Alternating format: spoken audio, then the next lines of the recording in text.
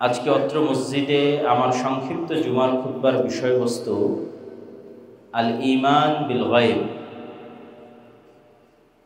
অদৃশ্যের উপর বিশ্বাস স্থাপন। আল্লাহ সুবহানাহু ওয়া তাআলা পবিত্র কোরআন মাজিদে একদম শুরুতেই যখন পবিত্র কোরআন যালিকাল কিতাবু লা রাইবা ফীহি হুদাল লিল মুত্তাকিন, এটি সেই কিতাব যা মুত্তাকিদের জন্য অবতীর্ণ হয়েছে, বলতে গিয়ে মুত্তাকিদের পরিচয়ে এক নম্বরে উল্লেখ করেছেন ইউমিনুনা বিল গায়ব, যারা অদৃশ্যের উপর বিশ্বাস স্থাপন করে। আমার সংক্ষিপ্ত বিশ্লেষণে মনে হয়েছে অধিকাংশ মুসলমান শুধু মুখে ঈমান আনার কথা বলেন,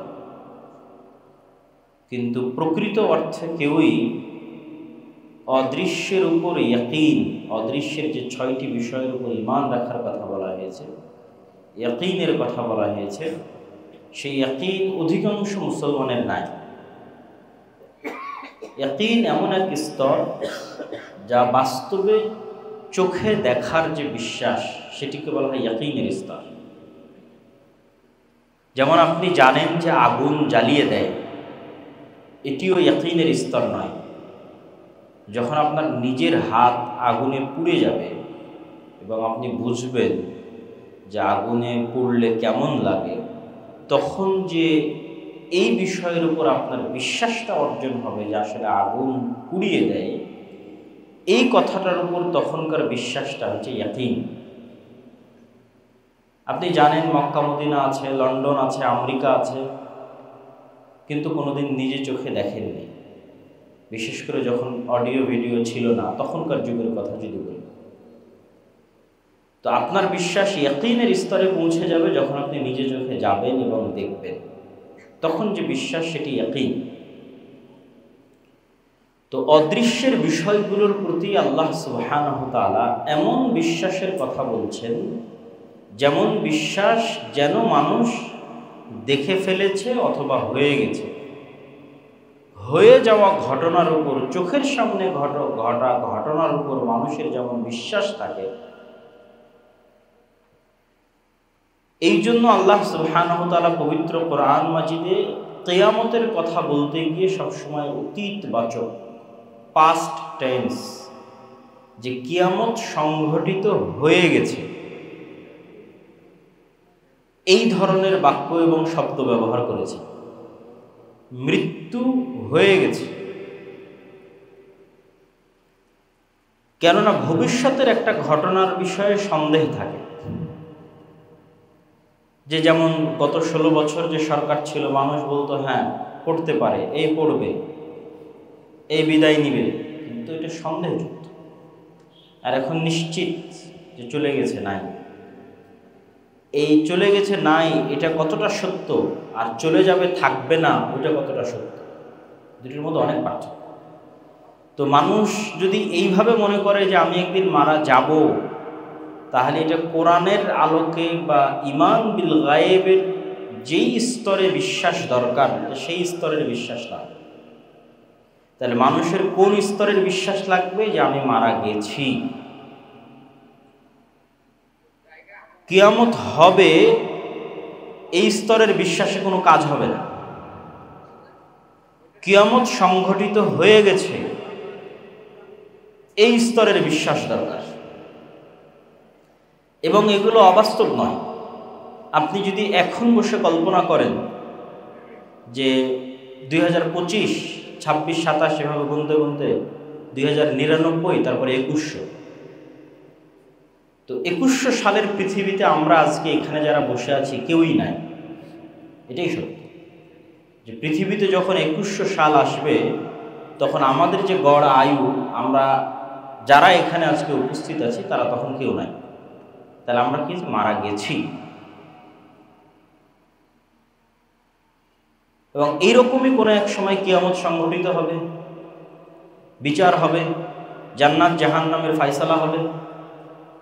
মানুষকে ওই লেভেলের কল্পনা করতে হবে যে হ্যাঁ কিয়ামত হয়ে গেছে, বিচার সম্পন্ন হয়ে গেছে, আল্লাহ সুবহানাহু ওয়া তাআলা জান্নাত এবং জাহান্নামের ফয়সালা শুনিয়ে দিয়েছেন, এবং আমি এখন হয় জান্নাতে আছি না হয় জাহান্নামে আছি।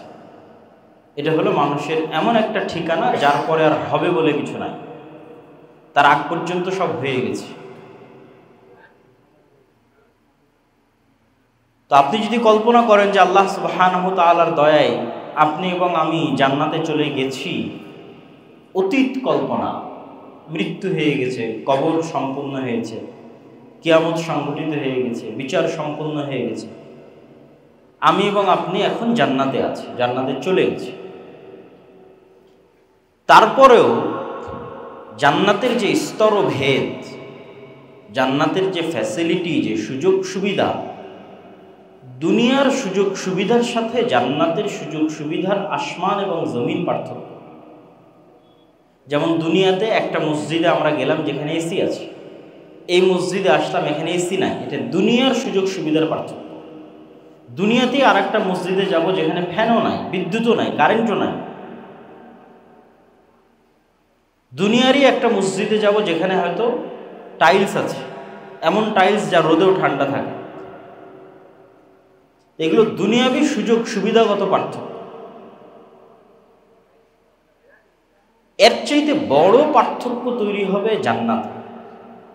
দুনিয়ার পার্থক্য দেখে মানুষের যতটুকু আফসোস হয় যে ওর বাড়িতে এসি আছে আমার বাড়িতে নাই, ওর বাড়িতে কারেন্ট আছে আমার বাড়িতে নাই, ওর বাড়িতে ফ্রিজ আছে আমার বাড়িতে নাই, এই দুনিয়াবি সামান্য সুযোগ সুবিধা দেখে মানুষের মধ্যে যে আফসোস তৈরি হয়, জান্নাতের সুযোগ সুবিধার পার্থক্য এত বেশি যে ওখানকার আফসোসের মাত্রা হবে আরও বেশি। আমি জাহান্নামের কথা বলতেছি, জান্নাতে যাওয়ার পর যে আফসোস হবে জান্নাতের সুযোগ সুবিধার পার্থক্যের কারণে।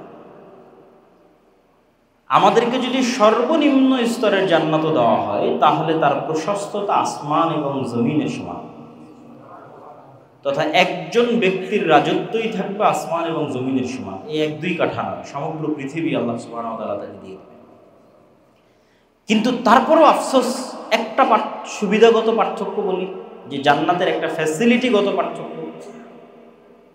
যারা জান্নাতের সর্বোচ্চ স্তরে আছে তারা হয়তো এমনও স্তরে কেউ আছে যে সব সময় আল্লাহ সুবহানাহু ওয়া তাআলাকে দেখছে, এমনও স্তরে কেউ আছে যে হয়তো 1 সপ্তাহে দেখছে, কেউ হয়তো 1 মাসে দেখছে।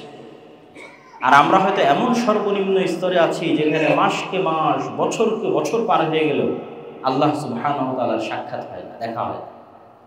শুধু এই একটা সুযোগ সুবিধাগত পার্থক্য জান্নাতীদের হৃদয়ে যেই পরিমাণ আফসোস তৈরি করবে, এটা আমি জাহান্নামীদের হৃদয়ের আফসোস বলছি না। আমরা তো জান্নাতে চলেই গেছি, কিন্তু চলে যাওয়ার পর যে সুযোগ সুবিধার পার্থক্য তৈরি হয়েছে জান্নাতের স্তরে, তার একটা সুবিধাগত পার্থক্য বললাম আল্লাহ সুবহানাহু ওয়া তাআলাকে দেখা এবং না দেখা। তো আল্লাহ সুবহানাহু ওয়া তাআলাকে বছরকে বছর, মাসকে মাস না দেখতে পাওয়ার যে আফসোস অন্তরে তৈরি হবে, তখন মানুষ বলবে, ইস, দুনিয়াতে যদি আরেকটু আল্লাহ সুবহানাহু ওয়া তাআলার জিকির করতাম, আরেকটু আল্লাহ সুবহানাহু ওয়া তাআলাকে স্মরণ করতাম, আরেকটু গুনাহ কম করতাম, তাহলে আজকে জান্নাতে সর্বোচ্চ মর্যাদায় বা এর চেয়ে আরেকটু ভালো স্তরে, ভালো লেভেলে থাকতাম। যখন আপনি এই ধরনের কল্পনায় চলে যাবেন, তখন আপনি দুনিয়ার বাস্তবতা এবং দুনিয়ার বিষয়ে কি সিদ্ধান্ত আপনার নেওয়া উচিত, সেই সিদ্ধান্তগুলো সঠিকভাবে নিতে পারবেন। মুসলমানদের অধিকাংশ মুসলমানের ঈমান বিল গায়েব, ইয়াকিনের স্তরে তো নয়ই, অধিকাংশ আলেম ওলামা, বিভিন্ন ইসলামী দল সংগঠন, তাদেরও নয়। কি জন্য নয়? সবাই দুনিয়াবি আসবাব, আল্লাহ সুবহানাহু ওয়া তাআলা দুনিয়াতে কার্যকরণের যে সূত্র নির্ধারণ করেছেন, এটিকেই সবাই সব কিছু মনে করে নিয়েছে। দুনিয়াতে কার্যকরণের কিছু লজিক, কিছু সূত্র আল্লাহ নির্ধারণ করে দিয়েছে, এটা কাজ করে। যেমন আগুন জ্বালাবে, এটা আল্লাহরই দেওয়া নির্ধারণ। ছুরি কাটবে, এটা আল্লাহ সুবহানাহু ওয়া তাআলারই দেওয়া নির্ধারণ। যারা জ্ঞানী হবে তারা শক্তিশালী হবে, যারা তাদের টাকা থাকবে, তাদের প্রভাব থাকবে, এগুলো আল্লাহ সুবহানাহু ওয়া তাআলার দেওয়া নিয়ম। তো দুনিয়াবি যে কার্যকরণের সূত্র আছে, এটাই সব কিছু। এই বিশ্বাস 90% বেশি মুসলমানের, আলেম ওলামার, ইসলামী দল এবং সংগঠনের। আল্লাহ সুবহানাহু ওয়া তাআলা চাইলে সবই পরিবর্তন করে দিতে পারেন। ঈমান বিল গায়ব, ঈমান বিল গায়বের একটা বড় অংশ হচ্ছে ফেরেশতা। ফেরেশতারা পৃথিবীতে আছে, ফেরেশতারা আমাদের সহযোগিতা করতে পারে, ফেরেশতারা আমাদের সহযোগিতায় আকাশ থেকে নেমে আসে, এগুলোর প্রতি আমাদের ন্যূনতম বিশ্বাস নাই। ইয়াকিন তো বহু দূরের কথা। হ্যাঁ, মুখে বলার সময় বলেছি আমানতু বিল্লাহি ওয়া মালাইকাতিহি ওয়া কুতুবিহি ওয়া রাসূলিহি, যে ঈমান আনয়ন করছি আল্লাহর উপর, আল্লাহর ফেরেশতার উপর, পরকালের উপর, কিন্তু বাস্তবে কারো ঈমান নাই। মুসা আলাইহিস সালাতু ওয়াস সালামকে আল্লাহ সুবহানাহু ওয়া তাআলা এটাই শিখিয়েছিলেন যে তুমি বাস্তবে যা চোখে দেখো এটা হচ্ছে দুনিয়াবি কার্যকরণের সূত্র, যা আল্লাহ নির্ধারণ করেছে। কিন্তু আল্লাহ সুবহানাহু ওয়া তাআলা চাইলে এটিকে মুহূর্তে পরিবর্তন করে দিতে পারেন। এটি আল্লাহর শক্তি এবং আল্লাহর ক্ষমতার উপর বিশ্বাস। এটা যেন মুসা আলাইহিস সালাতু ওয়াস সালাম খুব ভালোভাবে অনুভব করতে পারে। কেন মুসা আলাইহিস সালাম এত দুর্বল ছিলেন ফেরাউনের তুলনায়। আজকের মুসলমানেরা, আজকের বিশ্বের যারা মহাশক্তিধর, তাদের তুলনায় অত দুর্বল নয়। যত দুর্বল মুসা আলাইহিস সালাম এবং বানু ইসরাইল ফেরাউনের শক্তির কাছে ছিল। ফেরাউনের শক্তির কাছে মুসা এবং বানু ইসরাইল যত অসহায় ছিল, আজকের বিশ্বের মুসলমানেরা, আজকের যে সমস্ত জালেম রাষ্ট্র আছে, তাদের কাছে অত অসহায় নয়। তাহলে যখন মুসা আলাইহিস সালাতু ওয়াস সালাম সর্বোচ্চ অসহায়, তখন দুনিয়াবি কার্যকরণের কোনো সূত্র যেটা দিয়ে দুনিয়াতে কাজ হয়, সৈন্য সামন্ত লাগবে, অস্ত্রপাতি লাগবে, এতে কিছু নাই। না অস্ত্র আছে, সব লোক যারা তার নিজের জাতির, স্বজাতির, স্বগোত্রের সব গোলাম, কৃতদাস, সব ফেরাউনের কৃতদাস। তাহলে উনি কিভাবে স্বপ্ন দেখবে যে ফেরাউনের এই 1000 বছরের রাজত্ব, বিশাল সেনাবাহিনী, বিশাল পুলিশ, অস্ত্রপাতি, বিশাল জাদুকরদের বাহিনী, এদের সাথে উনি কি নিয়ে লড়াই করবেন? উনি যদি শুধু দুনিয়াবি জিনিসের উপর ভরসা করে থাকে তাহলে তো সম্ভব না। এই জন্য আল্লাহ সুবহানাহু ওয়া তাআলা ওনার হাতের লাঠিকে জ্যান্ত সাপ করে দিলেন। এবং মুসা আলাইহিস সালাতু ওয়াস সালামের হাতের লাঠি যে সাপে পরিণত হয়, এই সাপ বাস্তব সাপ। এবং জাদুকরদের সিজদা করার কারণও এটি, কেননা জাদুকরদের হাতেও যে লাঠি ছিল, যে দড়ি ছিল, সেগুলো কিন্তু সাপ হয়েছিল। মুসা আলাইহিস সালাম তো ওদের সাপ দেখে ভয় পেয়ে গেছে যে এতগুলো সাপ একসাথে ছুটে আসতেছে, তাহলে কেন জাদুকরেরা সিজদা করল? জাদুকরদের হাতের দড়ি, হাতের লাঠিও সাপ হয়ে গেছে, কিন্তু ওগুলো ছিল জাদুর সাপ, বাস্তব সাপ হয় না। যেই সাপের বিষ থাকে, যেই সাপ খেয়ে ফেলে, বাস্তব জীবন্ত জ্যান্ত সাপ যেটা মাঠে আছে, এই সাপ হয়।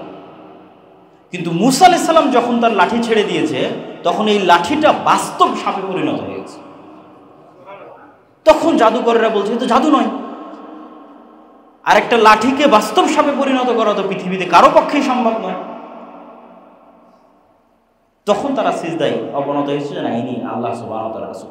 তাহলে মুসা আলাইহিস সালামকে আল্লাহ সুবহানাহু ওয়া তাআলা বাস্তবে দেখাচ্ছে যে পৃথিবীতে তুমি যা চোখে দেখো এগুলো কিছুই না। আল্লাহ সুবহানাহু ওয়া তাআলা চাইলে যদি এই লাঠিকে এখন বাস্তব জ্যান্ত সাপে পরিণত করে দিতে পারে, তাহলে সারা বিশ্বের সুপার পাওয়ারদের কাছে যে পারমাণবিক বম আছে, ওগুলোকে পানিতে পরিণত করে দিতে পারে। কিন্তু ওই লেভেলের বিশ্বাস, ইয়াকিন মুসলমানদের নেই। যেই লেভেলের ইয়াকিন এবং বিশ্বাস আল্লাহ মুসা আলাইহিস সালামের মধ্যে তৈরি করেছে, যে তুমি দুনিয়াবি আসবাবের উপর ভরসা করিও না, তুমি শিখো যে আল্লাহ সুবহানাহু ওয়া তাআলা তোমার সাহায্যে, তোমার সহযোগিতায় যা ইচ্ছা তাই করতে পারে। মুসা আলাইহিস সালাম তো আর জানতেন না যে আল্লাহ সমুদ্রের মধ্যে রাস্তাও তৈরি করে দিতে পারে, এটা জানতেন না। কিন্তু এই বিশ্বাস উনি অর্জন করেছিলেন যে আল্লাহ যা ইচ্ছা তাই করতে পারে, আমাকে ঈমান বিল গায়ব রাখতে হবে, আল্লাহর ক্ষমতা, আল্লাহর শক্তির উপর বিশ্বাস রাখতে হবে। তো উনি ওই বিশ্বাস অর্জন আল্লাহ প্র্যাকটিক্যালি তাকে করিয়েছে।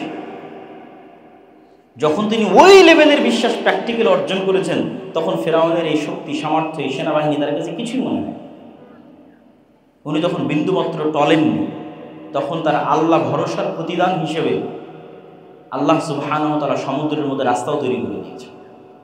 আল্লাহ সুবহানাহু ওয়া তাআলা মরুভূমির মধ্যে থেকে ঝর্ণা বের করে দিয়েছে। আল্লাহ সুবহানাহু ওয়া তাআলা আকাশ থেকে, জান্নাত থেকে খাদ্যদ্রব্য পাঠিয়েছেন, মান্না এবং সালওয়া। কিন্তু আজকের মুসলমানদের ওই ঈমান বিল গায়ব নাই, যে আমি আমার আদর্শ এবং নীতির উপর অটল থাকবো, আল্লাহর সহযোগিতা আসবে, এই বিশ্বাস নাই। আরে না, আমাকে এটা অর্জন করতে হলে তো এটা ছাড় দিতে হবে, আমাকে এটা অর্জন করতে হলে এটা বাদ দিতে হবে। আমি যদি এভাবে, দুনিয়ার এখন এইভাবে চলে না, দুনিয়াতে আপনাকে টিকে থাকতে হলে এভাবেই থাকতে হবে। ফলত শরীয়তের মধ্যে, ইমানের মধ্যে, আমলের মধ্যে হাজারো এবং শত রকমের বিকৃতি নিয়ে মানুষকে সন্তুষ্ট করার প্রবণতা, বড় বড় পরাশক্তিদেরকে সন্তুষ্ট করার প্রবণতা, যে তারা সন্তুষ্ট, এখন আর এইভাবে চলবে না। কিন্তু আল্লাহ সুবহানাহু ওয়া তাআলা সন্তুষ্ট হলে আল্লাহ সুবহানাহু ওয়া তাআলা যে ফেরেশতা অবতীর্ণ করতে পারেন এই বিশ্বাসী। অথচ রাসূলুল্লাহ সাল্লাল্লাহু আলাইহি ওয়াসাল্লামের সহযোগিতায় আল্লাহ সুবহানাহু ওয়া তাআলা বহুবার ফেরেশতা অবতীর্ণ করেছে। এবং মানুষ আজকে যেই বন্ধু বান্ধবের সাথে পরিচিত, যে আত্মীয় স্বজনের সাথে পরিচিত, আল্লাহ যখন নিজে মানুষকে তৈরি করেছেন তখন আদম আলাইহিসসালাতু ওয়াসসালাম না তার কোনো ছেলের সাথে পরিচিত হয়েছেন, না তার কোনো স্ত্রীর সাথে পরিচিত হয়েছেন, না কোনো মানুষ বন্ধু বান্ধবের সাথে পরিচিত হয়েছেন, না কোনো মানুষ শত্রুর সাথে পরিচিত হয়েছেন। আদম আলাইহিসসালাতু ওয়াসসালামকে পৃথিবীতে আনার পরে মানুষ ছাড়া আর দুইটা জীবন্ত সৃষ্টি জীবের সাথে আল্লাহ পরিচয় করিয়েছেন, একটা ফেরেশতা, একটা শয়তান। তাহলে মানুষের প্রথম পরিচয়, প্রথম বন্ধুত্ব, প্রথম শত্রুতা মানুষের সাথে হয়। মানুষের প্রথম পরিচয়, প্রথম বন্ধুত্ব, প্রথম শত্রুতা হয়েছে ভিন্ন জগতের দুই সৃষ্টি জীবের সাথে, একটা শয়তান, একটা ফেরেশতা। কিন্তু আমাদের তো ওই লেভেলের বিশ্বাসই নাই যে হ্যাঁ আমার কাঁধে বাস্তবে দুইজন ফেরেশতা আছে, অথবা এখন বাস্তবে এই মসজিদে ফেরেশতারা অবস্থান করতেছে, অথবা রাসূল সাল্লাল্লাহু আলাইহি ওয়াসাল্লাম বলেছেন জুমার দিন মসজিদের দরজায় ফেরেশতা বসে থাকে এবং যত মানুষ আসতে থাকে তাদের নাম লিখতে থাকে। যখন খতিব মেম্বারে দাঁড়িয়ে যায়, আজান হয়, তখন তারা খাতা বন্ধ করে দিয়ে তারাও মসজিদে খতিবের বক্তব্য শোনার জন্য বসে। এটা শুধু আমরা শুনেছি, কিন্তু বাস্তবে যে এটি ঘটতেছে এই লেভেলের বিশ্বাস না। কিন্তু ওই লেভেলের বিশ্বাস যারা স্বচক্ষে দেখেছে তাদের আছে। যেমন সাহাবীরা, তারা স্বচক্ষে দেখেছে। ফেরেশতাদের সংক্রান্ত যত ঘটনা রাসূলুল্লাহ সাল্লাল্লাহু আলাইহি ওয়াসাল্লামের জীবনে আছে, তার সবগুলোকে যদি এক জায়গায় করা যায় তো অসংখ্য ঘটনা হবে, যা আজকের এই বক্তব্যে বলে শেষ করতে পারবো না। এটা আমাদের বিস্তারিত একটা বই আসতেছে, এমনি দুই একটা ঘটনা ধরে। এরকম একদিন বৈঠকে এরকমই মানুষ, মদিনা তো অত বড় শহর নয়, আজও ছোট শহর, সেই দিন তো আরো ছোট ছিল। তো একজন অপরিচিত মানুষ আসলো, তা এত ছোট শহর, আর এটা তো আজকের সফর নয় যে আমি আব্দুল্লাহ ঢাকা থেকে সৈয়দপুর বিমানে আসলাম, এইটার ওইটা তো এই যুগের সফর নয়। তখন সফর মানে মরুভূমির ধুলাবালির মধ্যে সফর। তাহলে হয় এই মানুষ এই গ্রামের হলে আমি চিনব, আর যদি এই গ্রামের না হয় তাহলে তোকে মরুভূমি সফর করে আসতে হয়েছে, তার প্রভাব ওর গায়ে থাকবে। তো সফরেরও আলামত নাই, পরিষ্কার ধবধবে সুন্দর চকচকে, সরাসরি এসে আল্লাহ রাসূল সাল্লাল্লাহু আলাইহি ওয়াসাল্লামকে জিজ্ঞেস করছে ইমান কি, ইসলাম কি, ইহসান কি। উত্তর দেওয়া শেষ, ফেরত চলে যাচ্ছে। আল্লাহ নবী বলছেন তোমরা কি জানো কে এসেছিল? বললেন আল্লাহ এবং আল্লাহ রাসূল ভালো জানে। বলে জিবরাইল এসেছিল তোমাদেরকে দিন শেখানোর জন্য। তাহলে এখানে সাহাবীরা বাস্তবে দেখতেছে যে জিবরাইলের অস্তিত্ব, যে পৃথিবীতে জিবরাইল এক্সিস্ট করে, আছে, ফেরেশতারা আমাদের আশেপাশে আছে, তারা মানুষের রূপ ধারণ করে আসতে পারে, সচক্ষে দেখতেছে। তাহলে ওদের ঈমান কোন লেভেলে থাকবে? ওরা মানুষের সাথে কম্প্রোমাইজ করতে চাইবে, না আল্লাহর ওই সাহায্যের ভরসায় আদর্শ অটল থেকে ঝাঁপিয়ে পড়বে? ওরা তো দেখেছে রাসূল সাল্লাল্লাহু আলাইহি ওয়াসাল্লামের সাথে বদরের যুদ্ধে, উহুদের যুদ্ধে, খন্দকের যুদ্ধে কিভাবে ফেরেশতা নেমে আসতো। সাদ বিন মুআজের জানাজার ক্ষেত্রে রাসূল সাল্লাল্লাহু আলাইহি ওয়াসাল্লাম বলছেন যে সাদ বিন মুআজের জানাজায় ৭০,০০০ ফেরেশতা অংশগ্রহণ করেছে, এবং তার লাশ যখন ভারী হচ্ছিল ওজনে, রাসূল সাল্লাল্লাহু আলাইহি ওয়াসাল্লাম বললেন এই লাশের সাথে ফেরেশতা আছে এত বেশি পরিমাণে যে লাশের ওজন ভারী হয়ে গেছে। খন্দকের যুদ্ধ শেষ করে রাসূল সাল্লাল্লাহু আলাইহি ওয়াসাল্লাম যখন বাড়িতে আসলেন, এসে যখন তার তরবারি রেখে দিয়ে গোসল করতে যাচ্ছেন, জিবরাইল এসে বলছে আপনি তরবারি রেখে দিয়েছেন, আমরা তো রাখিনি। কেন? ওই যে ইহুদিদের 3টা গোত্র, বানু কুরাইজা, বানু কায়নুকা, বানু নাজির, এরা বিশ্বাসঘাতকতা করেছিল খন্দকের সময়। এদেরকে শেষ করতে হবে, বিশ্বাসঘাতক রাখা যাবে না, মদিনা থেকে বের করে দিতে হবে। তো আনাস রাদিয়াল্লাহু তাআলা আনহু বলছে যে আমরা যখন ইহুদিদের এই গোত্রগুলোর দিকে এগিয়ে যাচ্ছিলাম, তখন এদের বাসস্থলের অলিগলিতে জিব্রাইলের বাহিনীর উড়ন্ত ধুলা আমরা দেখছিলাম। সহিহ হাদিস, যে জিব্রাইলের বাহিনীর উড়ন্ত ধুলা আমাদের আগে আমরা সচক্ষে দেখছিলাম। তাহলে তারা নিজে চোখে ফেরেশতাদের সহযোগিতা দেখেছে, যে আল্লাহ আসমান থেকে ফেরেশতা পাঠিয়েছে মুহাম্মদ সাল্লাল্লাহু আলাইহি ওয়াসাল্লামকে সহযোগিতা করার জন্য।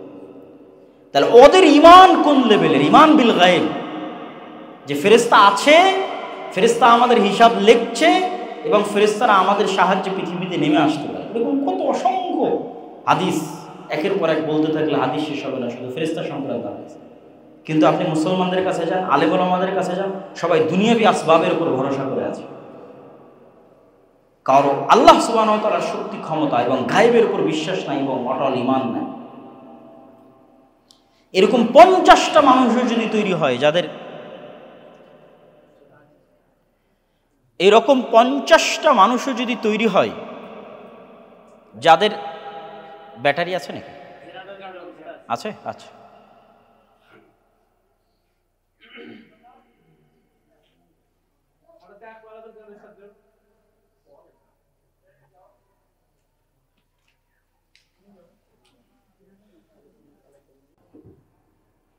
ঈমান বিল গায়বের উপর ইয়াকিনের স্তরে বিশ্বাস আছে, এরকম 50 জন মানুষও যদি তৈরি হয়, 100 জন মানুষও যদি তৈরি হয়, যাদের সাথে আল্লাহ সুবহানাহু ওয়া তাআলার সম্পর্ক এবং যোগাযোগ অত্যন্ত মজবুত, যারা তাদের জিহ্বাকে ব্যস্ত রাখে আল্লাহ সুবহানাহু ওয়া তাআলার স্মরণে, এবং যাদের সাথে ফেরেশতার বন্ধুত্ব অত্যন্ত মজবুত, যাদের সাথে শয়তানের শত্রুতা অত্যন্ত টপ লেভেলের, এরকম 50-100 জন মানুষ বাংলাদেশের ক্ষমতা না, সারা পৃথিবীর ক্ষমতা দখল করে নিতে পারে। মানে কেউ চিন্তা করতেছে যে সে দুনিয়াবি আসবাব ব্যবহার করে বাংলাদেশের ক্ষমতা দখলে নেবে, আর আল্লাহ সুবহানাহু ওয়া তাআলা কোরআনে বলে রেখেছে সারা পৃথিবীর ক্ষমতা দখলের রাস্তা। কিন্তু লাগবে ঈমান বিল গায়বের সর্বোচ্চ স্তর, সারা পৃথিবীর ক্ষমতা দখল হয়ে যাবে, শুধু বাংলাদেশ না। আর দুনিয়াবি আসবাবের উপর ভিত্তি করে ক্ষমতা দখল করবেন, আল্লাহ সুবহানাহু ওয়া তাআলার দ্বীনের সাথে কম্প্রোমাইজ করে, ওই আসবাব দিয়ে আল্লাহ আপনাকে অপমান করবে, ওই আসবাব দিয়ে আল্লাহ আপনার পতন ঘটাবে, ওই আসবাব দিয়ে আল্লাহ সুবহানাহু ওয়া তাআলা আপনাকে ছোট করবে। এটা আল্লাহ সুবহানাহু ওয়া তাআলার নিয়ম। মানুষ যখন আল্লাহ ব্যতীত অন্য কাউকে বেশি ভালোবাসে, ইবনুল কাইয়িম রাহিমাহুল্লাহ বলছেন, ওইটা দিয়ে আল্লাহ সুবহানাহু ওয়া তাআলা আপনাকে কষ্ট দেয়। মনে করেন কোনো একজন মেয়েকে আপনি আল্লাহর চেয়ে বেশি ভালোবেসেছেন, ওই মেয়ে আপনাকে এমন ছেঁকা দেওয়া দিবে, ওইটা দিয়ে আল্লাহ সুবহানাহু ওয়া তাআলা আপনাকে কষ্ট দেবে। এই জন্য ভুলেও কোনো কিছুকে আল্লাহ সুবহানাহু ওয়া তাআলার চেয়ে বেশি ভালোবাসতেন। মনে করেন টাকাকে আপনি আল্লাহ সুবহানাহু ওয়া তাআলার চেয়ে বেশি ভালোবাসতেন, টাকা দিয়ে আল্লাহ সুবহানাহু ওয়া তাআলা আপনাকে ধ্বংস করবে। এটা আল্লাহ সুবহানাহু ওয়া তাআলার নিয়ম। তো ফেরেশতাদের সাথে বন্ধুত্ব, আল্লাহ সুবহানাহু ওয়া তাআলার গায়বের উপর বিশ্বাস, শয়তানের সাথে শত্রুতা, এটাই আদম আলাইহিস সালাতু ওয়াস সালাম আমাদের আদি পিতা সাথে ঘটেছে, ওটাই আমাদের রাস্তা। এই জন্য আপনাকে এবং আমাকে সতর্ক করার জন্য রাসূলুল্লাহ সাল্লাল্লাহু আলাইহি ওয়াসাল্লাম বলেছেন, মা মিন মাউলুদিন, এমন কোনো আদম সন্তান নেই, জন্ম নেয়নি, যার সাথে দুইজন বন্ধু সবসময় থাকে না। একজন ফেরেশতা বন্ধু, একজন শয়তান বন্ধু। প্রত্যেক আদম সন্তানের সাথে সবসময় একজন শয়তান বন্ধু, একজন ফেরেশতা বন্ধু। এবং রাসূল সাল্লাল্লাহু আলাইহি সাল্লাম আরও বলছেন, মানুষের মাথায় যখন কল্যাণকর কোনো চিন্তা আসে ওটা ফেরেশতার কাছ থেকে, অকল্যাণকর কোনো চিন্তা আসে সেটা শয়তানের পক্ষ থেকে। তাহলে আপনি যখনই মনে করবেন যে আপনি একাই আছেন, আর কোরআন এবং হাদিস বলছে আপনি একসাথে 3 জন আছেন, আপনি নিজে, আপনার ফেরেশতা বন্ধু, আপনার শয়তান বন্ধু, যখন আপনি মনে করবেন 3 জন আছেন তখন ফাইট হবে। আর যখন মনে করবেন আপনি একাই আছেন এবং মনে করছেন ফজরে ঘুমিয়ে আছি, এটা তো আমার নিজের জন্যই ঘুমিয়ে আছি, গান শুনছি, এটা তো আসলে আমারই শুনতে ভালো লাগছে, এই জন্য শুনছি। এটাই তো শয়তানের সবচেয়ে বড় ধোঁকা, এটাই। আর আপনি যদি ফজরে ঘুমিয়েও থাকেন এই মনে করে যে আমাকে ঘুমিয়ে রাখাচ্ছে শয়তান, এইটা ওই ঘুমিয়ে থাকার চেয়ে ভালো যেই ঘুমিয়ে থাকায় আপনি মনে করছেন আপনি ঘুমিয়ে আছেন। দুইজন ব্যক্তি ফজরে ঘুমিয়ে আছে, একজন জানে যে আমাকে ঘুমিয়ে রাখতেছে কে বলেন তো? শয়তান। এই ব্যক্তি ভালো ওই ব্যক্তির চেয়ে যে মনে করতেছে যে আমি তো নিজেই ঘুমাচ্ছি। ও আসলে খেলার নিয়ম জানে না। খেলার নিয়ম না জানলে আপনি খেলবেন কীভাবে? মানে ফুটবল খেলতে গেলে তো আপনাকে খেলার নিয়ম জানতে হবে, কোন দিক দিয়ে মারলে গোল হবে, ফাউল যেন না হয়, ঠিক আছে, প্ল্যানটি কী, কীভাবে আউট হয়, নিয়ম না জানলে তো আপনি খেলতে পারবেন না। ক্রিকেট খেলতে গেলে কোন দাগ পার হলে 4 হবে, কীভাবে পার হলে ছক্কা হবে, বা গ্রামের যত ধরনের খেলা আছে কিতকিত করে যেটাই হোক, প্রত্যেকটা নিয়ম আছে। ওই নিয়মটা জানলে আপনি খেলতে পারবেন। আপনি তো নিয়মই জানেন না যে এই যে পৃথিবীতে যে আপনি প্রেরিত হয়েছেন, এখানে আপনার সাথে কি গেমটা চলতেছে এটাই তো আপনি জানেন।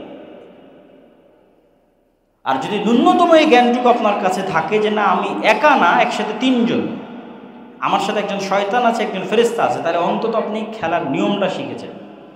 ভালো খেলতে পারবেন কি পারবেন না সেটা পরে নির্ভর করছে, নিয়ম তো অন্তত জানেন যে আমার অন্তরে প্রত্যেক যে খারাপ কাজের কথা উদিত হচ্ছে এটা আমার শত্রু শয়তান হচ্ছে।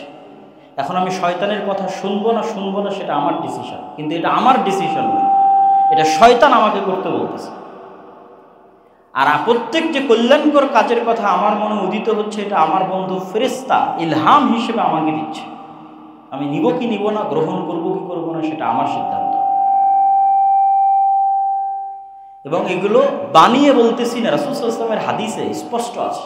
আমি হয়তো একটু সাজিয়ে গুছিয়ে বলতেছি যে মানুষ যখন সকালে ঘুমিয়ে থাকে তখন শয়তান এসে বলে নাম নাম, ঘুমাও, 3টে গিট দেয় রাসূল সাল্লাল্লাহু আলাইহি ওয়াসাল্লাম বলছে। তাহলে ওটা আপনার ইচ্ছা নয়, এটা শয়তান আপনাকে বলতেছে। এবং আপনি যদি ইন প্র্যাকটিক্যাল লাইফ শয়তানের অস্তিত্ব এবং ফেরেশতার অস্তিত্ব পরীক্ষা করে দেখতে চান, যে আমি বাস্তব জীবনে আজকে আব্দুল্লাহ বিন আব্দুর রাজ্জাকের বক্তব্য পরীক্ষা করতে চাই যে হ্যাঁ শয়তান আছে আর হ্যাঁ ফেরেশতা আছে, তাহলে অসংখ্য পরীক্ষা আছে। 2টা পরীক্ষা আজকে আপনাদের দিয়ে যাই। আর যখন এই রাস্তায় চলা শুরু করবেন তখন অটোমেটিক আপনি আরও ভালো জ্ঞান অর্জন করবেন, আরও ভালো শিখতে থাকবেন। প্রথম পরীক্ষা, শয়তান আছে, তার অস্তিত্ব। আপনি খুব ভালো প্রস্তুতি নিয়ে উজু করে, গোসল করে, নতুন জামা কাপড় গায়ে দিয়ে, নিরিবিলি ঘরে দরজা জানলা লাগিয়ে, যেখানে কোনো ডিস্টার্ব নাই, এরকম জায়গায় 2 রাকাত সালাত আদায়ের প্রস্তুতি নেবেন। যেই 2 রাকাত সালাত আদায়ে দুনিয়ার কোনো কথা আপনার মাথায় আসবে না, শুধু আল্লাহর কথাই স্মরণে থাকবে। এই যে এত লম্বা প্রস্তুতি নিয়েছেন, নিজের নাফসের উপর কন্ট্রোল রাখতেছেন, কোনো ডিস্টার্ব নাই, মোবাইল নাই, আওয়াজ নাই, সাউন্ড নাই, কিচ্ছু নাই, সালাত শুরু করেছেন, 2 মিনিট যেতে না যেতেই 2 মিনিট যেতে না যেতেই আপনি দেখবেন যে আপনার মন আল্লাহ সুবহানাহু ওয়া তাআলার স্মরণ ব্যতীত কোনো দুনিয়াবি স্মরণে লেগে গেছে, অথচ আপনি বুঝতেই পারেননি, আপনার অজান্তে। মানে যদি আপনার জানতে হতো তাহলে আমি বুঝতাম যে না শয়তান নাই, কিন্তু আপনার মন আপনার অজান্তে, আপনি তো সজাগ আছেন, সচেতন আছেন, যেন আমি পুরো সালাত আল্লাহকে স্মরণে রাখতে পারি, দুনিয়ার কোনো কথা যেন না আসে। সজাগ, সচেতন, কনসাস, কনসেন্ট্রেশন থাকার পরেও মন অন্যদিকে চলে গেছে। তাহলে মনকে কে নিয়ে গেল অন্যদিকে? বলেন, কে নিয়ে গেল? শয়তান। আর কি প্রমাণ নেবেন শয়তানের অস্তিত্ব? কাল্ব, মানুষের কাল্ব হচ্ছে পৃথিবীর এত উন্নত লেভেলের প্রযুক্তি যে এটা কালেব, সদা সর্বদা পরিবর্তনশীল। মানুষের চিন্তা, চেতনা, আত্মপরিচয় সব কাল্ব থেকে নির্ধারিত হয়। পৃথিবী যত উন্নতই হোক, ডাটা ট্রান্সফার করতে পারে, মরে যাওয়া মানুষের ব্রেনের সব হাদিস বের করে নিয়ে চলে আসতে পারে, ইমাম বুখারীর ব্রেন কপি হয়ে যেতে পারে, কিন্তু ইমাম বুখারীর যে আত্মপরিচয়, আইনস্টাইন, নিউটনের ব্রেন কপি হয়ে যেতে পারে, কিন্তু ওদের আত্মপরিচয় ফেরত আসবে না। এই আত্মপরিচয়টা কালবের উপর নির্ভর করে, যেখানে রূহ আল্লাহ সুবহানাহু ওয়া তাআলা দিয়েছে, যেটা দেখা যায় না, যেটা ধরার মতো কোনো প্রযুক্তি পৃথিবীতে নাই। এটা অনেক উপর লেভেলের প্রযুক্তি। যেখানে সরাসরি শয়তান কানেক্ট হতে পারে, যেখানে সরাসরি ফেরেশতা কানেক্ট হতে পারে, মানে পৃথিবীর সৃষ্টিজীবের বাইরেও আলাদা জগতের সৃষ্টিজীব যেই হৃদয়ের সাথে কানেক্ট হতে পারে। এটা ওই লেভেলের মেশিন, ওই লেভেলের যন্ত্র, ওই লেভেলের টেকনোলজি, প্রযুক্তি, যেখানে পৃথিবীর জগতের বাইরের প্রাণীরাও যুক্ত হয়, ফেরেশতা যুক্ত হয়, শয়তান যুক্ত হয়, যার প্রমাণ পৃথিবীতে আছে। এবং ফেরেশতার এবার অস্তিত্বের প্রমাণ নেন। কোনোদিন যদি পরীক্ষা থাকে, তাহলে পরীক্ষা ধরার জন্য ঘুম থেকে উঠতে হবে রাইট টাইমে, এটার জন্য যেরকম শক্ত নিয়ত থাকে। কখনো যদি ট্রেন থাকে, বিমান থাকে, তাহলে ট্রেন বিমান ধরতে হবে, এইটার জন্য ঘুম থেকে সঠিক সময় জাগতে হবে, এটার জন্য যেমন শক্ত নিয়ত থাকে, এই রকম শক্ত নিয়ত একদিন করবেন ফজরের সালাতের জন্য। ওই লেভেলের নিয়ত আপনার কালবে তৈরি হবে ফজরের সালাতের জন্য।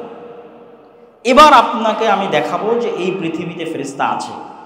আপনার কোনো অ্যালার্ম লাগবে না, কোনো বাপ মাকে বলা লাগবে না যে আমাকে ঘুম থেকে তুলে দিও, ঠিক আছে? কোনো মোবাইলে অ্যালার্ম দেওয়া লাগবে না, কেউ এসে ডেকে দিবে, গেটে বাড়ি দিবে, কিচ্ছু লাগবে না। কেননা পৃথিবীতে তো ফেরেশতারা আছে আপনাকে সহযোগিতা করার জন্য, হাজার কাজ করে দেওয়ার জন্য ফেরেশতা আছে পৃথিবীতে। তো আপনাকে রাইট টাইমে ফজরে উঠিয়ে দেওয়ার দায়িত্ব ফেরেশতা পালন করবে। আপনি পরীক্ষা করে দেখেন যে আপনাকে উঠিয়ে দেয় কিনা ফজরে। যে কোনো প্রকার সিচুয়েশন তৈরি করে, কোনো প্রকার মোবাইলের অ্যালার্ম ছাড়া, মানুষের ডাকা ছাড়া, কিচ্ছু ছাড়া আপনাকে ফজরে উঠিয়ে দেবে। সেই সিচুয়েশন ফেরেশতাই তৈরি করে, আল্লাহ সুবহানাহু ওয়া তাআলার আদেশে তৈরি করে। কিন্তু আমাদের অবস্থা কি? আমরা হচ্ছে এমনভাবে শয়তানের সাথে কানেক্টেড, কেন আমাদের পরকালের উপর বিশ্বাস নেই। আমরা তো চিন্তা করছি মারা যাব, কিয়ামত হবে, এটা তো কখনো চিন্তা করিনি। মারা গেছি, কিয়ামত হয়ে গেছে, এখন জান্নাত বা জাহান্নামে আছি, তাহলে কি করা উচিত? ওই লেভেলের তো ইয়াকিন নাই, ফেরেশতাদের উপর ইয়াকিন নাই। তখন আমাদের পুরো লাইফটা হয়ে গেছে শয়তান কেন্দ্রিক। আমাদের বাড়িতে, আশেপাশে, সকল ক্ষেত্রে শয়তানের অ্যাক্সেস। যেমন আমরা মোবাইলের ওয়াইফাইয়ের অ্যাক্সেস দিই, ঠিক আছে? তারপরে বিদ্যুৎ চোরাই লাইন সরবরাহ করি, অ্যাক্সেস দিই আর একজনকে। ওয়াইফাইয়েরটা বেশি কানেক্টিং এই জন্য যে ওটা তার ছাড়াই অ্যাক্সেস পাওয়া যায়, চোখে দেখা যায় না এরকম অ্যাক্সেস। তো এই অ্যাক্সেসও চোখে দেখা যায় না। আমাদের বাড়ির আশেপাশে সব জায়গায়, আমাদের জীবনের সর্বত্র আমরা শয়তানকে অ্যাক্সেস দিয়ে রেখেছি। শয়তান যা যা ভালোবাসে আমরা তাই করি। শয়তান অপবিত্রতা ভালোবাসে, আমরা অপবিত্রই থাকি।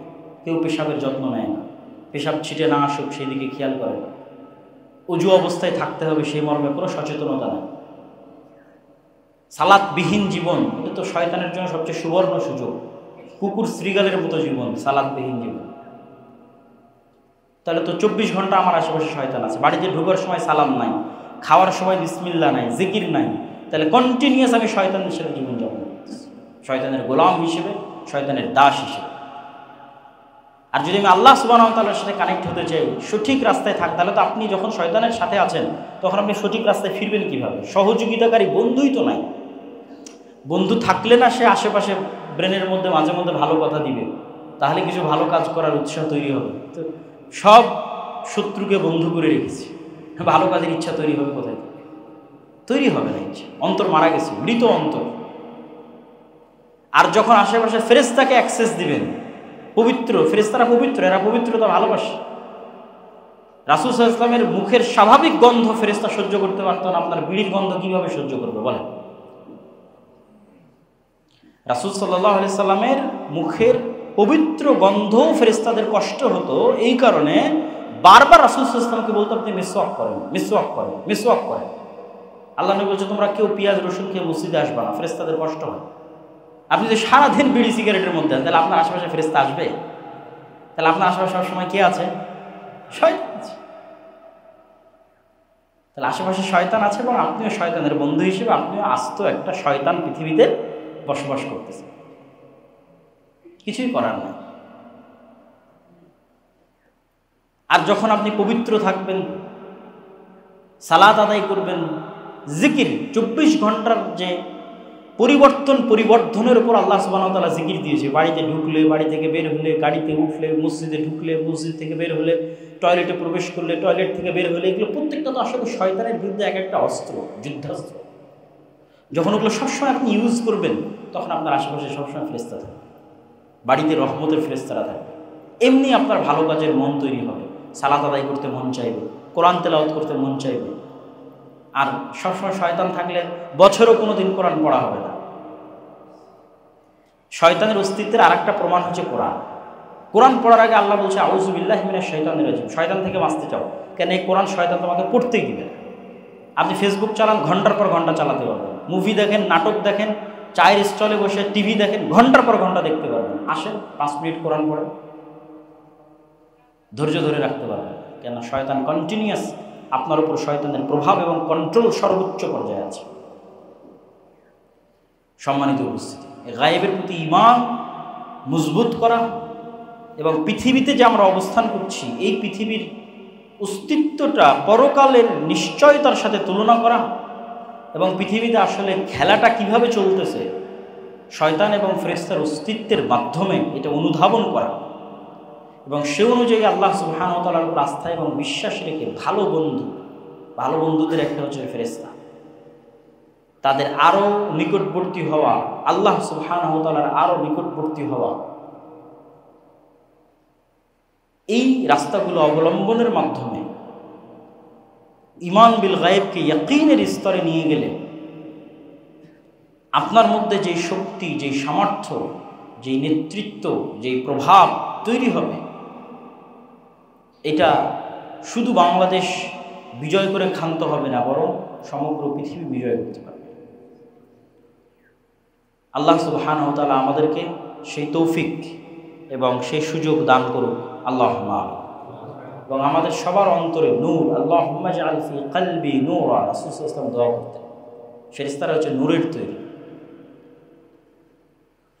এবং আল্লাহ রাসূল সাল্লাল্লাহু আলাইহি ওয়াসাল্লাম দোয়া করতেন যে আল্লাহ আমার অন্তরে নূর দেন, আমার কানে নূর দেন, আমার চোখে নূর দেন, উপরে দেন, নিচে দেন, ডানে দেন, বামে দেন, সর্বত্র নূর তৈরি করে দেন। সৎ আমল নূর তৈরি করে এবং কিয়ামতের মাঠে এবং কবরে এই নূরগুলো আপনি দেখতে পাবেন, যে নূর আপনি দুনিয়াতে সংগ্রহ করেছেন সৎ আমলের মাধ্যমে, জিকিরের মাধ্যমে। আল্লাহ সুবহানাহু ওয়া তাআলা আমাদের অন্তরে সেই নূর তৈরি করার তৌফিক দান করুক, আল্লাহুম্মা আমিন।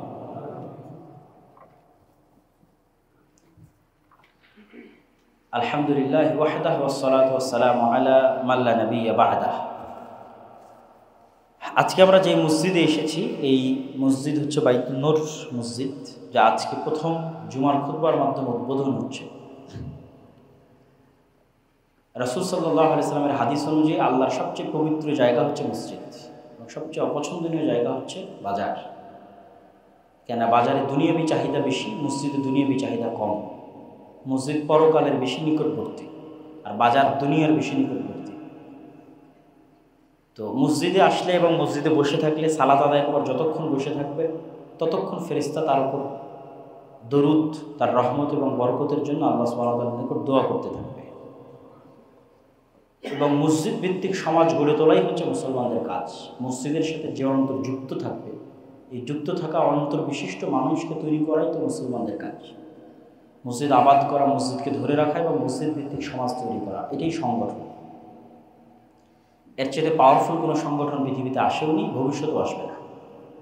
এর চেয়ে পাওয়ারফুল কোনো সিস্টেম যেটার মাধ্যমে মানুষ একটা আদর্শকে লালন করবে, একটা আদর্শকে ধরে রাখবে, এর চেয়ে পাওয়ারফুল সিস্টেম পৃথিবীতে আসেও নি, ভবিষ্যতেও আসবে না।